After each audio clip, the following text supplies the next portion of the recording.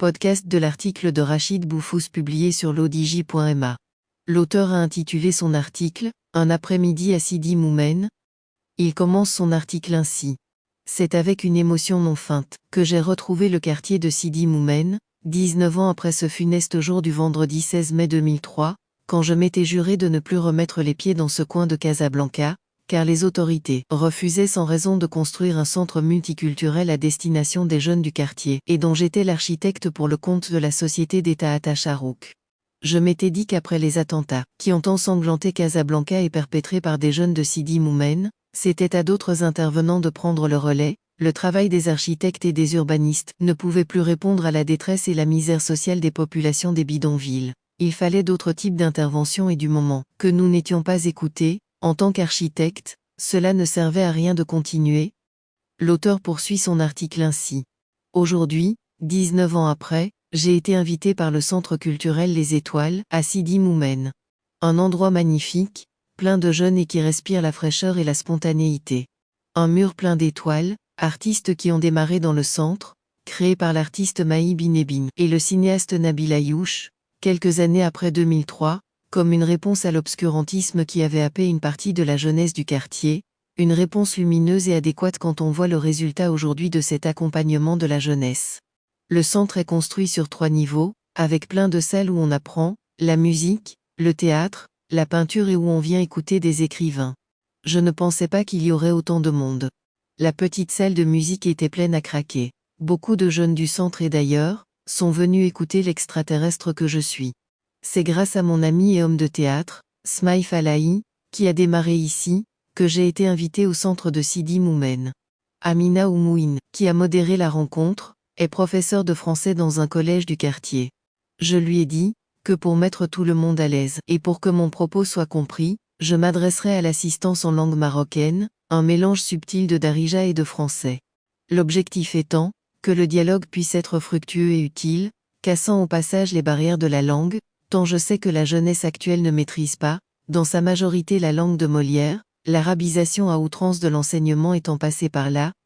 L'auteur précise ainsi. Je remarquerai plus tard que j'ai eu raison d'opter pour cette langue marocaine de communication, les jeunes ayant pris la parole avec enthousiasme, pour poser des questions intéressées sur l'histoire du Maroc et de Tanger, objet de mon roman. Le jeune Taha voulait savoir quand et comment s'est construit l'hymne national que nous connaissons. Une jeune journaliste me demandait de lui parler de l'urbanisme de Casablanca et de son histoire. Une ingénieure en génie civil, qui enseignait la musique au centre, me demandait comment j'arrivais à concilier mon métier d'architecte et cette passion que j'ai pour l'écriture. Un autre jeune voulait que je parle de l'histoire qu'on nous enseigne et celle qu'on lit dans les livres. Pour ne pas oublier, ce jeune, qui venait pour la première fois au centre et qui fut ravi de voir autant d'activités culturelles et me demandait pourquoi je n'avais pas écrit mon roman en arabe, vu que je maîtrise cette langue et que cela aurait eu un impact beaucoup plus important sur la jeunesse. J'ai raconté mon parcours professionnel à Sidi Moumen, les valeurs pour lesquelles je me bats, pour contribuer à faire prendre conscience à mes lecteurs et au public, la grandeur de notre civilisation marocaine, car c'est notre identité que nous devons transmettre aux générations futures, et que l'histoire, grande ou petite, fait partie de cette transmission. Un jeune m'a demandé pourquoi je n'écrivais pas le récit de cette expérience professionnelle, pour que les gens comprennent dans quelles conditions tout cela a pu être possible. J'ai répondu que cela n'était pas d'actualité, vu que tous les acteurs sont toujours de ce monde, et que je ne souhaite blesser personne, vu que beaucoup d'erreurs furent commises inutilement et souvent bêtement par des fonctionnaires obtus et stupides. Je ne suis pas du genre à jeter la pierre à qui que ce soit. Mais l'État doit prendre ses responsabilités, dans tous les domaines de la vie sociale, afin que les citoyens et principalement les jeunes, n'aient pas comme espoir de vouloir, tous, quitter ce pays, car ils pensent qu'ils n'y ont plus de place. Il suffit de peu de choses, pourtant, pour y arriver. Le Centre culturel Les Étoiles, de Sidi Moumen en est la meilleure illustration. J'aurais tant aimé que ce centre et tant d'autres, furent construits avant mai 2003. Nous aurions évité beaucoup de drames et de violences inutiles.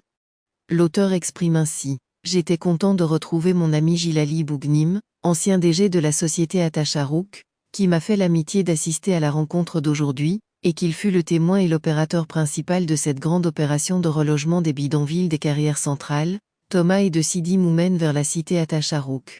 Je lui ai rendu un hommage appuyé, à cette occasion, 19 ans après.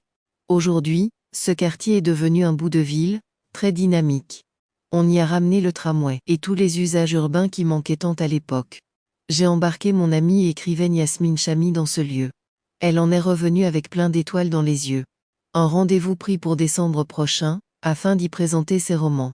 C'est ainsi que les choses doivent être faites, par l'engagement de chacun et de chacune parmi nous, envers les autres. L'auteur conclut son article ainsi. Moi aussi je suis revenu plein d'étoiles dans les yeux, avec toutefois, un brin d'amertume, par rapport à un passé gâché, mais plein d'espoir aussi, après la visite du centre, car je me dis qu'après tout, il n'y a pas de fatalité, et que nous pouvons réparer le futur, si on s'y met toutes et tous, dès maintenant. Rédigé par Rachid Boufous et lu par l'intelligence artificielle de l'ODJ Media.